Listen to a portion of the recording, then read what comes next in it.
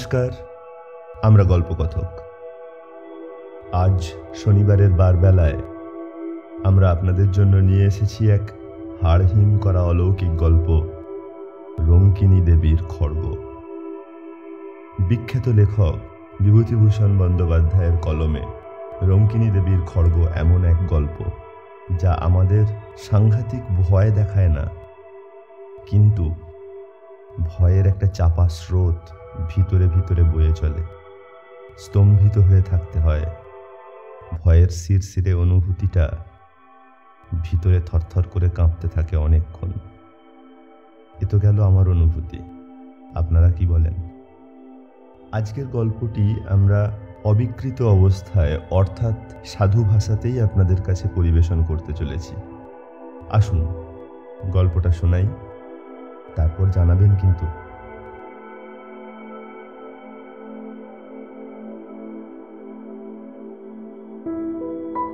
জীবনে অনেক জিনিস ঘটে যাহার কোনো যুক্তিসঙ্গত কারণ খুঁজিয়া পাওয়া যায় না, তাহাকে আমরা অতিপ্রাকৃত বলিয়া অভিহিত করি।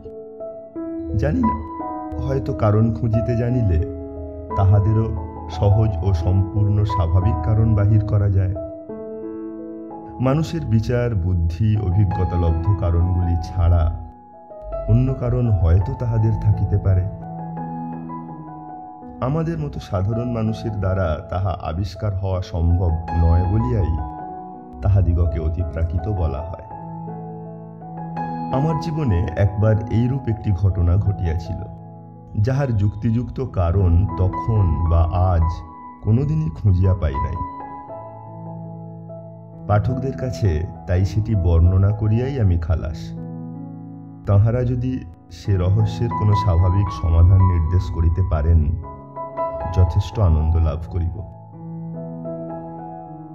ঘটনাটা এইবার বলি। কয়েক বছর আগেকার কথা। মানভূম জেলার চেরো গ্রামের মাইনর স্কুলে তখন মাস্টারি করি। প্রসঙ্গক্রমে বলিয়া রাখি, এই চেরো গ্রামের প্রাকৃতিক দৃশ্য এমনতর যে এখানে কিছুদিন বসবাস করিলে বাংলাদেশের একঘেয়ে সমতল ভূমির কোনো পল্লী আর চোখে ভালো লাগে না। একটি অনুচ্চ পাহাড়ের ঢালু সানুদেশে লম্বালম্বি সারা গ্রামের বাড়িগুলি অবস্থিত।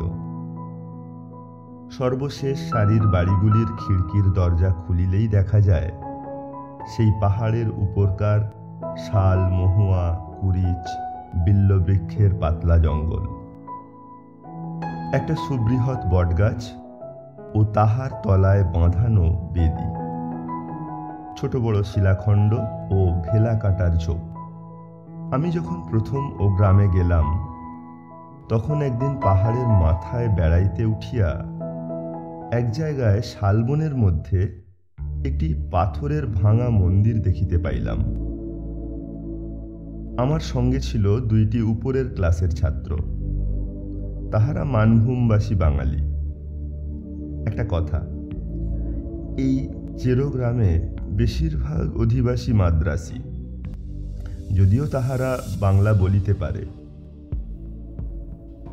অনেক বাংলা আচার ব্যবহারও অবলম্বন করিয়াছে।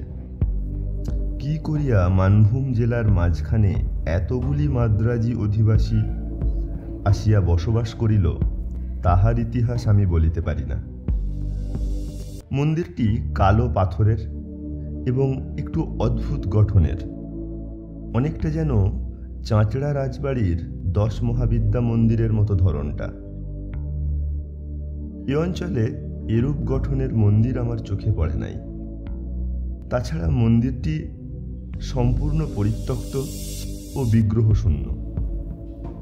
দক্ষিণের দেওয়ালের পাথরের চাই কিয়দংশ ধসিয়া পড়িয়াছে।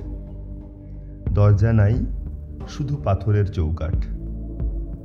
মন্দিরের মধ্যে ও চারিপাশে বনতুলসীর ঘন জঙ্গল। সান্ধ্য আকাশের পটভূমিতে সেই পাথরের বিগ্রহহীন ভাঙা মন্দির আমার মনে কেমন এক অনুভূতির সঞ্চার করিল। আশ্চর্যের বিষয়, অনুভূতিটা ভয়ের। ভাঙা মন্দির দেখিয়া মনে কেন ভয় হইল, এ কথা তারপর বাড়ি ফিরিয়া অবাক হইয়া ভাবিয়াছি। তবুও অগ্রসর হইয়া যাইতেছিলাম মন্দিরটা ভালো করিয়া দেখিতে। একজন ছাত্র বাধা দিয়া বলিল, যাবেন না স্যার ওদিকে। কেন? জায়গাটা ভালো নয়, সাপের ভয় আছে সন্ধ্যাবেলা, তাছাড়া লোকে বলে অনেক রকম ভয় ভীতি আছে, মানে অমঙ্গলের ভয়, কেউ যায় না ওদিকে। ওটা কি মন্দির? ওটা রঙ্কিনী দেবীর মন্দির স্যার, কিন্তু আমাদের গাঁয়ের বুড়ো লোকেরাও কোনোদিন ওখানে পুজো হতে দেখেনি। মূর্তিও নেই বহুকাল, ওই রকম জঙ্গল হয়ে পড়ে আছে আমাদের বাপ ঠাকুরদার আমলেরও আগে থেকে। চলুন স্যার, নামি। ছেলে দুটো যেন একটু বেশি তাড়াতাড়ি করিতে লাগিল নামিবার জন্য। রঙ্কিনী দেবী বা তাহার মন্দির সম্বন্ধে দু একজন বৃদ্ধ লোককে ইহার পর প্রশ্নও করিলাম, কিন্তু আশ্চর্যের বিষয়, লক্ষ্য করিয়াছি তাহারা কথাটা এড়াইয়া যাইতে চায়, যেন আমার মনে হইয়াছে রঙ্কিনী দেবী সংক্রান্ত কথাবার্তা বলিতেও তাহারা ভয় পায়। আমি আর সে বিষয়ে কাহাকেও কিছু জিজ্ঞাসা করা ছাড়িয়া দিলাম। বছরখানেক কাটিয়া গেল। স্কুলে ছেলে কম, কাজকর্ম খুব হালকা। অবসর সময়ে এ গ্রাম ও গ্রামে বেড়াইয়া এ অঞ্চলের প্রাচীন পট, পুঁথি, ঘট ইত্যাদি সংগ্রহ করিতে লাগিলাম। এ বাতিক আমার অনেক দিন হইতেই আছে। নূতন জায়গায় আসিয়া বাতিকটা বাড়িয়া গেল। চেরো গ্রামে মাইল ৫-৬ দূরে জয়চণ্ডী পাহাড়। এখানে খাড়া উঁচু একটা অদ্ভুত গঠনের পাহাড়ের মাথায় জয়চণ্ডী ঠাকুরের মন্দির আছে। পৌষ মাসে বড় মেলা বসে। বিএনআর লাইনের একটা ছোট স্টেশনও এখানে আছে। এই পাহাড়ের কাছে একটি ক্ষুদ্র বস্তিতে কয়েক ঘর মানভূম প্রবাসী উড়িয়া ব্রাহ্মণের বাস। ইহাদের মধ্যে চন্দ্রমোহন পাণ্ডা নামে একজন বৃদ্ধ ব্রাহ্মণের সঙ্গে আমার খুব আলাপ হইয়া গেল। তিনি বেশ বাঁকা বাঁকা মানভূমের বাংলায় আমার সঙ্গে অনেক রকম গল্প করিতেন। পট, পুঁথি, ঘট সংগ্রহের অবকাশে আমি জয়চণ্ডীতলা গ্রামে এই চন্দ্রমোহন পাণ্ডার নিকট বসিয়া তাহার মুখে এদেশের কথা শুনিতাম। চন্দ্রপাণ্ডা আবার স্থানীয় ডাকঘরের পোস্টমাস্টারও।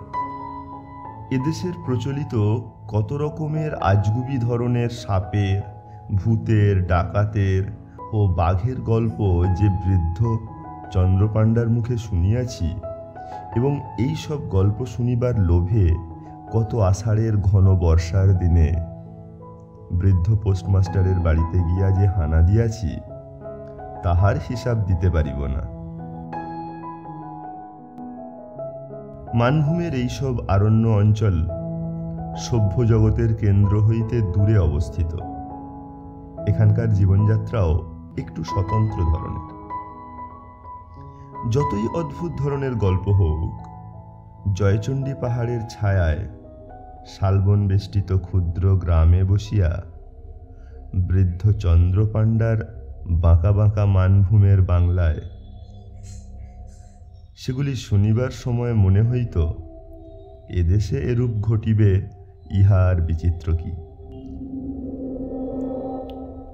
কলিকাতার বালিগঞ্জের কথা তো ইহা নহে।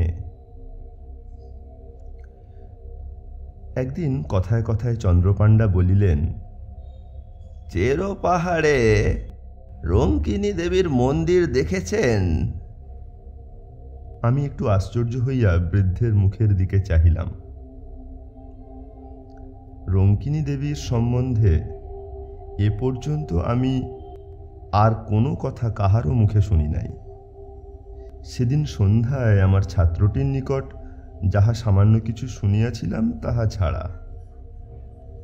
বলিলাম, মন্দির দেখেছি, কিন্তু রঙ্কিনী দেবীর কথা জানবার জন্য যাকেই জিজ্ঞাসা করেছি সেই চুপ করে গিয়েছে, কিংবা অন্য কথা পেড়েছে। এর কারণ কিছু বলবেন? চন্দ্রপাণ্ডা বলিলেন, রঙ্কিনী দেবীর নামে সবাই ভয় খায়। কেন বলুন তো? মানভূম জেলায় আগে অসভ্য বুনো জাত বাস করত, তাদেরই দেবতা উনি। ইদানিং হিন্দুরা এসে যখন বাস করলে উনি হিন্দুদেরও ঠাকুর হয়ে গেলেন, তখন তাদেরই মধ্যে কেউ মন্দির করে দিলে। কিন্তু রঙ্কিনী দেবী হিন্দু দেবদেবীর মতো নয়, অসভ্য বন্য জাতির ঠাকুর। আগে ওই মন্দিরে নরবলি হতো। 60 বছর আগেও রঙ্কিনী মন্দিরে নরবলি হয়েছে। অনেকে বিশ্বাস করে রঙ্কিনী দেবী অসন্তুষ্ট হলে রক্ষা নেই, অপমৃত্যু আর অমঙ্গল আসবে। তাহলে এরকম অনেকবার হয়েছে নাকি? একটা প্রবাদ আছে ও অঞ্চলে, দেশে মড়ক হবার আগে রঙ্কিনী দেবীর খাঁড়া রক্ত মাখা দেখা যেত। আমি যখন প্রথম এদেশে আসি, সে আজ 40 বছর আগেকার কথা। তখন প্রাচীন লোকেদের মুখে কথা শুনেছিলাম।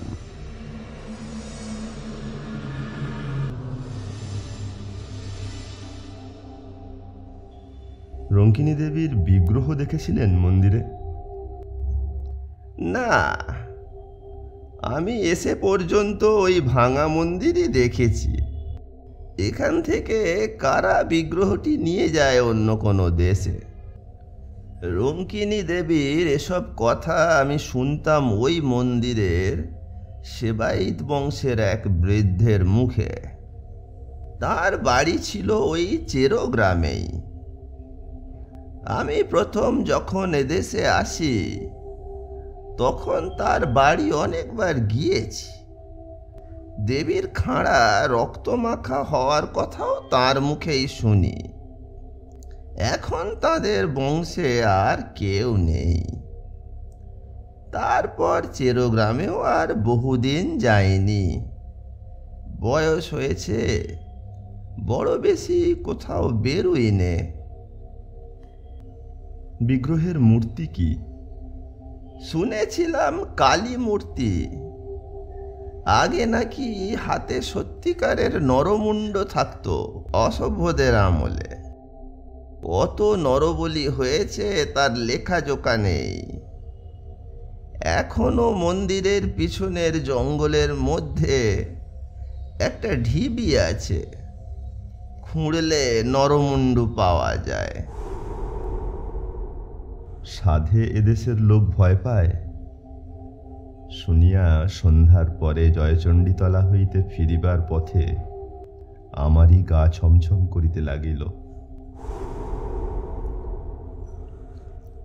আরও বছর 2 সুখে দুঃখে কাটিল। জায়গাটা আমার এত ভালো লাগিয়াছিল যে হয়তো সেখানে আরও কয়েকদিন থাকিয়া যাইতাম। কিন্তু স্কুল লইয়াই বাঙালিদের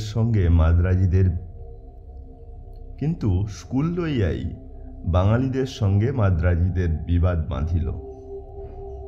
মাদ্রাজিরা স্কুলের জন্য বেশি টাকা করি দিত, কিন্তু তাহারা দাবি করিতে লাগিল যে কমিটিতে তাহাদের লোক বেশি থাকিবে, ইংরাজির মাস্টার একজন মাদ্রাজি রাখিতেই হইবে, ইত্যাদি ইত্যাদি।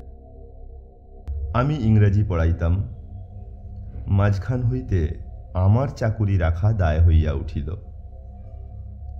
এই সময়ে আমাদের দেশে একটি হাই স্কুল হইয়াছিল। পূর্বে একবার তাহারা আমাকে লইয়া যাইতে চাহিয়াছিল, কিন্তু ম্যালেরিয়ার ভয়ে যাইতে চাহি নাই। এখন বেগতিক বুঝিয়া দেশে চিঠি লিখিলাম, কিন্তু শেষ পর্যন্ত এসব কারণে চেরো গ্রামের মাস্টারি আমায় ছাড়িতে হয় নাই। কিসের জন্য ছাড়িয়া দিলাম পরে সে কথা বলিব। এই সময়ে একদিন চন্দ্রপাণ্ডা চেরো গ্রামে কি এক কার্য উপলক্ষে আসিলেন। আমি তাহাকে অনুরোধ করিলাম আমার বাসায় একটু চা খাইতে হইবে। তাহার গরুর গাড়ি সমেত তাহাকে গ্রেপ্তার করিয়া বাসা বাড়িতে আনিলাম। বৃদ্ধ ইতিপূর্বে কখনো আমার বাসায় আসেন নাই। বাড়িতে ঢুকিয়াই চারিদিকে চাহিয়া বিস্ময়ের সুরে বলিলেন, এই বাড়িতে থাকেন আপনি? বলিলাম, আগে হ্যাঁ, ছোট্ট গাঁ, বাড়ি তো পাওয়া যায় না। আগে স্কুলের একটা ঘরে থাকতাম। বছরখানেক হলো স্কুলের সেক্রেটারি রঘুনাথন এটা ঠিক করে দিয়েছেন। পুরানো আমলের পাথরের গাঁথুনির বাড়ি, বেশ বড় বড় 3টি কামরা, একদিকে একটু সরু যাতায়াতের বারান্দা, জবরদস্ত গড়ন, যেন খিলজিদের আমলের দুর্গ কি জেলখানা। হাজার ভূমিকম্পেও এ বাড়ির একটু চুনবালি খসাইতে পারিবে না। বৃদ্ধ বসিয়া আবার বাড়িটার চারিদিক চাহিয়া দেখিতে লাগিলেন। ভাবিলাম বাড়িটার গড়ন তাহার ভালো লাগিয়াছে। বলিলাম, সেকালের গড়ন খুব টনকো, আগাগোড়া পাথরের। চন্দ্রপাণ্ডা বলিলেন, না, সেজন্য নয়। আমি এ বাড়িতে প্রায় 30 বছর আগে যথেষ্ট যাতায়াত করতাম। এই বাড়ি হলো রঙ্কিনী দেবীর সেবায়িত বংশের। ওদের বংশে এখন আর কেউ নেই। আপনি যে এ বাড়িতে আছেন তা জানতাম না। তা বেশ বেশ, অনেক দিন পরে বাড়িটাতে ঢুকলাম কিনা আমার বড় অদ্ভুত লাগছে।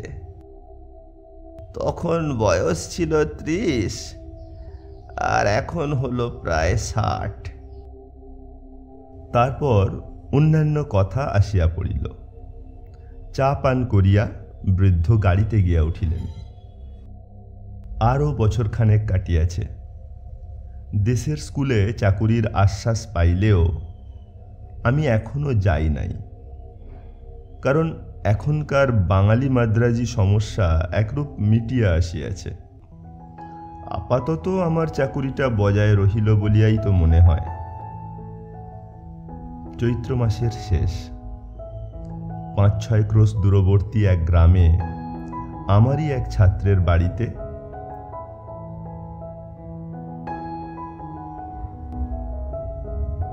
অন্নপূর্ণা পূজার নিমন্ত্রণ রক্ষা করিতে গিয়াছিলাম। কিন্তু মধ্যে রবিবার পড়াতে শনিবার গরুর গাড়ি করিয়া রওনা হই।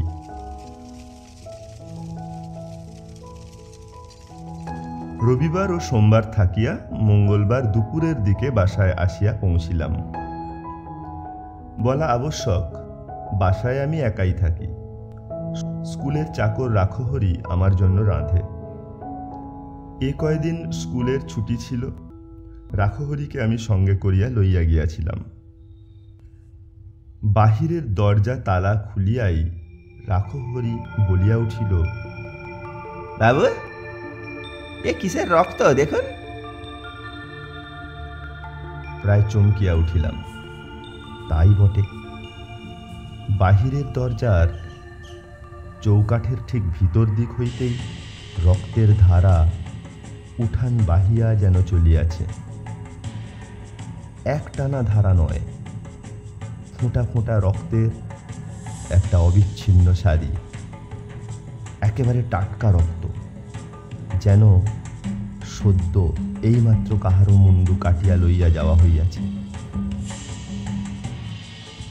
আমি তো অবাক। কিসের রক্তের ধারায়? কোথা হইতেই বা আসিল? আজ 2 দিন তো বাসা বন্ধ ছিল। বাড়ির ভিতরের উঠানে রক্তের দাগ আসে কোথা হইতে? তাহার উপর সদ্য তাজা রক্ত।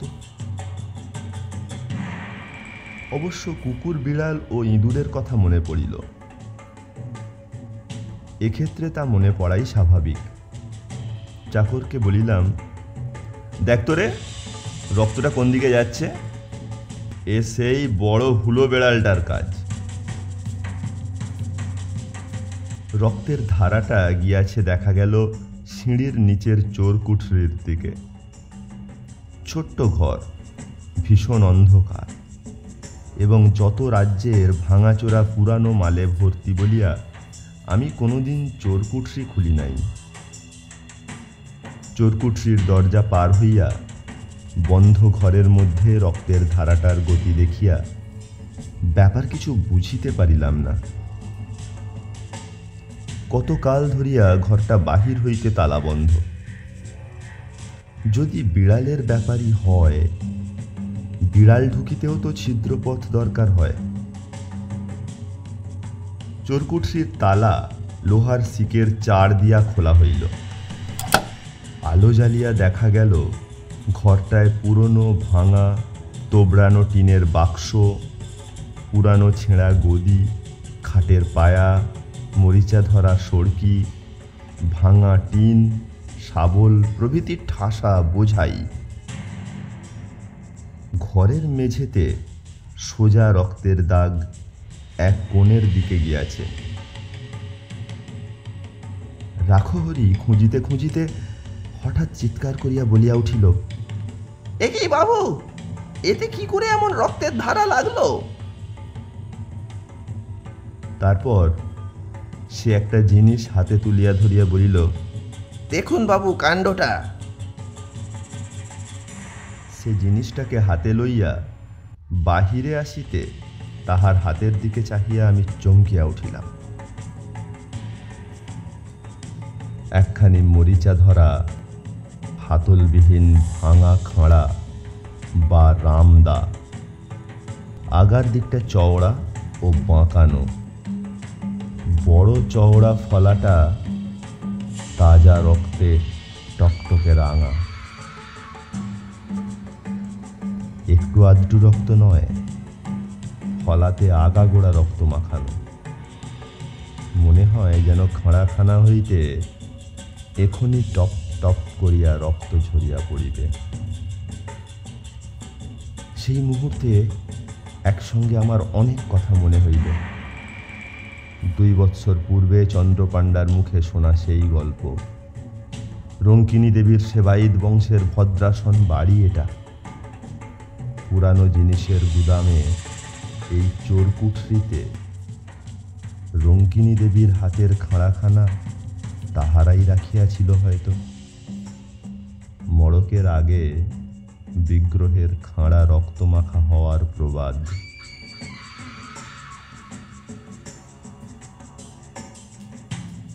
আমার মাথা ঘুরিয়া উঠিল।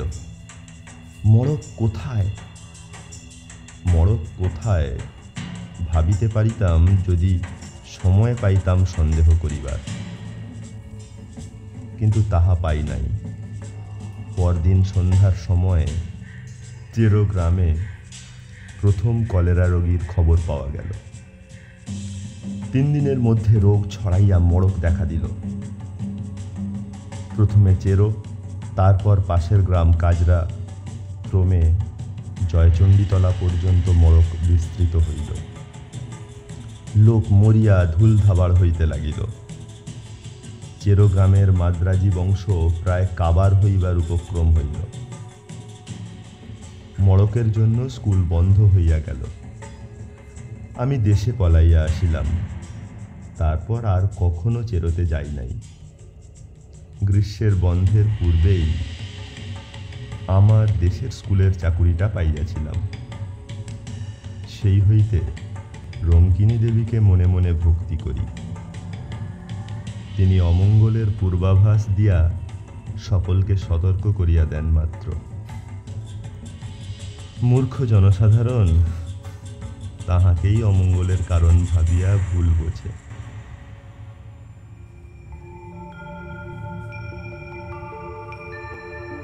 শেষ হলো আমাদের আজকের উপস্থাপনা, রঙ্কিনী দেবীর খড়গ।